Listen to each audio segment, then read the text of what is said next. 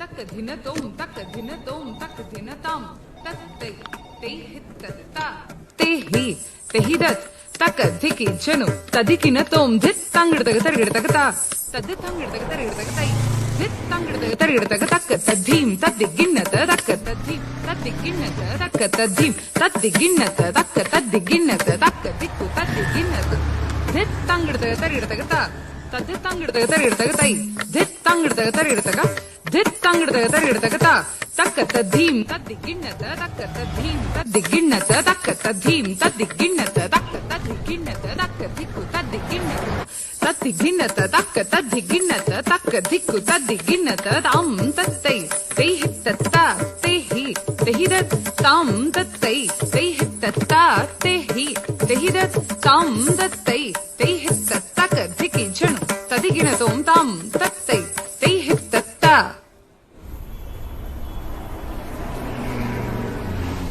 నువ్వేమంటావని ఎంత టెన్షన్ పడ్డానో తెలుసా? ఇంకా టెన్షన్గానే ఉందనుకో.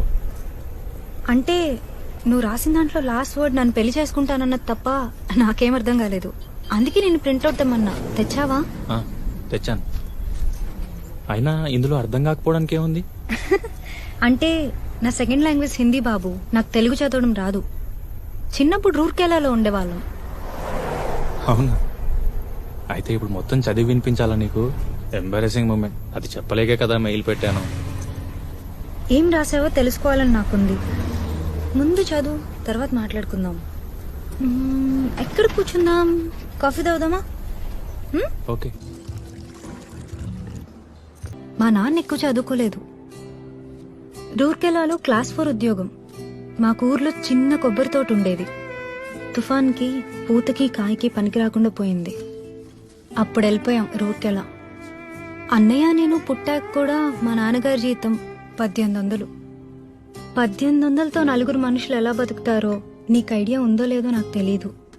మమ్మల్ని బాగా చదివించాలని, మంచి స్కూల్లో వెయ్యాలని నాన్న ఓటీ చేసేవారు. గంటకు 15 రూపాయలు. రోజుకు 5-6 గంటలు పైగా ఓటీ చేసేవారు. అసిడిటీ వచ్చింది.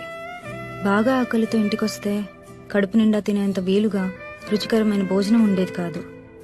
అమ్మ మాత్రం ఏం చేస్తుంది? ఉన్న వాటితో ఉన్నంత. నాన్నకు కోపం వచ్చేది. పళ్ళెం విసిరికొట్టేవాళ్ళు. అమ్మని జావ బాధేవారు. తర్వాత ఏడ్చేవారు. అమ్మ కూడా ఏడ్చేది. అలాంటి రాత్రులు చాలానే ఉన్నాయి. నాన్న నెక్స్ట్ ఇయర్ రిటైర్ అవుతారు. ఇప్పుడు ఆయన శాలరీ 42,000. హైదరాబాద్లో ఫ్లాట్ కొన్నారు. ఈఎంఐ అన్నయ్య కడతాడు. నాన్న రిటైర్ అయ్యాక హ్యాపీగా నచ్చినవి తింటూ హాయిగా అమ్మతో కబుర్లు చెప్పుకుంటూ ఉండాలనేదే మా కోరిక. ఇదంతా ఎందుకు చెప్తున్నానంటే రేపు పెళ్ళయ్యాక నా అర్నింగ్స్ నీకోసం, మన పిల్లల కోసం ఖర్చు పెడతాను. అలాగే మా అమ్మా నాన్నల కోసం కూడా ఖర్చు పెడతాను. ఇంపార్టెంట్ విషయం ఏంటంటే నా ఏటీఎం కార్డ్ నా దగ్గరే ఉంటుంది. ఇప్పుడు నువ్వు చెప్పాలి ఈ విషయం నీకు నచ్చిందో లేదో. చెప్పాను కదా, మిడిల్ క్లాస్ ఫ్యామిలీ. చదువుకొని మంచి జాబ్ రావాలని చాలా కష్టపడి చదివాను. చాలా వరకు ఫ్రీ సీట్స్, మెరిట్ బేస్డ్. పిక్నిక్లు, టూర్లు అస్సలు తెలియవు. రూర్కెలా దాటి ఎప్పుడైనా అమలాపురం రావడమే గొప్ప.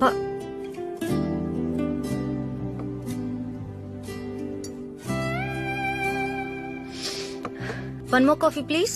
Okay ma'am. సో జాబ్లో సెటిల్ అయ్యాక ఈ ప్రపంచం మొత్తం తిరగాలని నా కోరిక. నువ్వు అబ్జర్వ్ చేసుంటే ఫ్రైడేస్ కొన్నిసార్లు నేను బ్యాక్ ప్యాక్తో ఆఫీస్కి వస్తాను. 2 days ఏదైనా ప్లేస్కి వెళ్ళొస్తాను.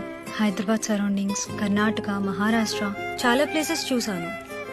రేపు పెళ్ళయ్యాక కూడా చూస్తాను. నీకు ఇష్టమో కాదో నువ్వే చెప్పాలి. Ma'am you coffee.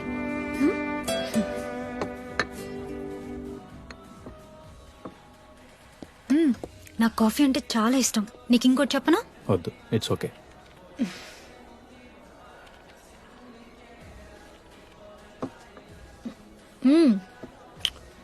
ఇది కూడా చెప్పాలి. 10th లో ఒక అబ్బాయి నన్ను ఇష్టపడ్డాడు. ఇంటర్ సెకండ్ ఇయర్లో చెప్పాడు. బాగుండేవాడు, బాగా చదివేవాడు. నాకు ప్రపోజ్ చేశాక ఒక 6 months నడిచింది. నన్ను ఒకసారి ముద్దు పెట్టుకున్నాడు. అప్పుడు బానే అనిపించింది, తర్వాత కుదరలేదు. ఇప్పుడు అతను గుర్తు కూడా పట్టలేను.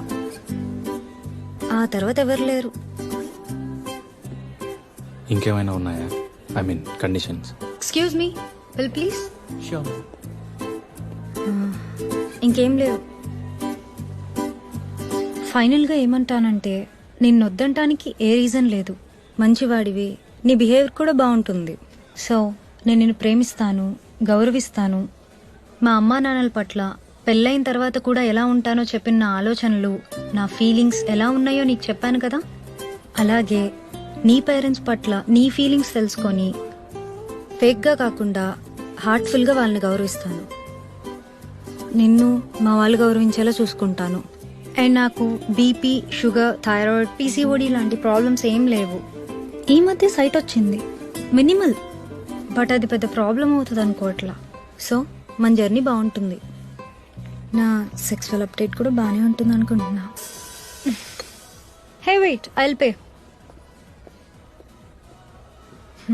పదా.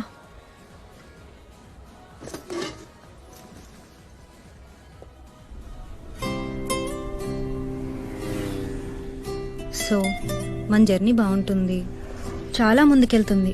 కెరీర్లో, సొసైటీలో మంచి విషయాలను ఎక్స్ప్లోర్ చేస్తాం. I hope so. అండ్ మనం ఎదుగుతాం. పేద పిల్లల్ని చదివించేలాంటి ఓ 4 మంచి పనులు చేస్తాం. ఇవన్నీ I can see in you. So think about it. ముందు నువ్వు ఇదంతా తీసుకోగలగాలి. ఆ తర్వాత మీ పేరెంట్స్కి ఇదంతా ఎక్స్ప్లెయిన్ చేసి ప్రిపేర్ చేయాలి. చేయగలవో లేదో నువ్వే ఆలోచించు. I think we can do this. Thanks for this. My first love letter with a decent proposal.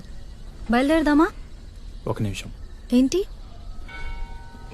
ఇంటర్మీడియట్లో అబ్బాయి ముద్దు పెట్టుకున్నాడు అన్నావు కదా, ఎక్కడ ముద్దు పెట్టుకున్నాడు?